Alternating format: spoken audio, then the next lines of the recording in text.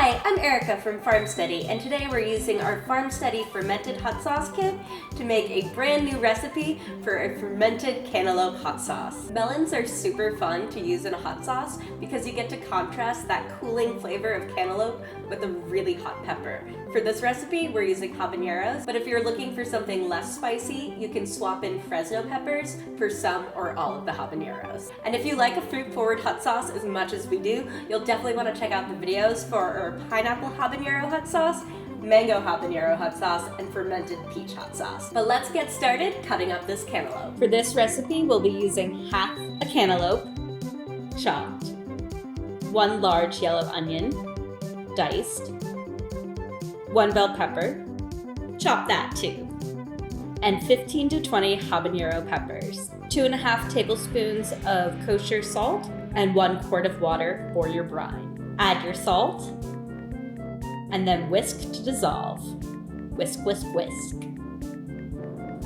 And done. Now let's load everything into our fermenter. But first, kind of have to prep these peppers.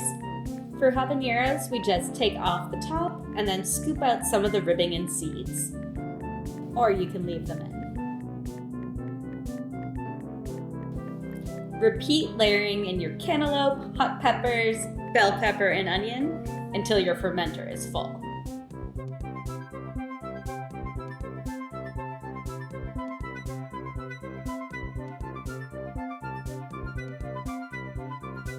Then add your fermentation weight. This is from the FarmSteady hot sauce kit, and top with that brine. You'll want all your ingredients to be submerged in the brine. Then cover with your lid and airlock and ferment away. After 2 to 3 weeks, your hot sauce will be ready to blend and bottle. First, let's get that fermentation weight out of there and start transferring things to the blender. We're gonna scoop out all the peppers, onions, cantaloupe, pretty much all the solids, and add those to the blender first because we're not using all the liquid here.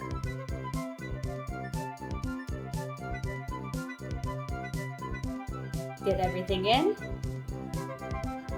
Now add 1 cup of that fermented brine.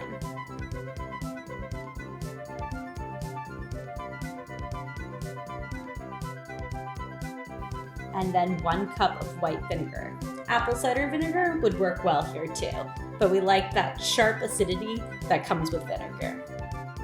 Now blend until smooth and transfer into bottles. We love the gorgeous color on this and how fruity and delicious it is.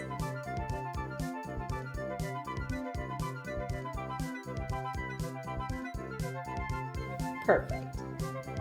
After blending and bottling, you're going to want to store these in the fridge so that it doesn't continue to ferment. And we have tons of new videos planned for this season, so definitely subscribe, click that alert button, and check out FarmSteady.com for our kits and recipes.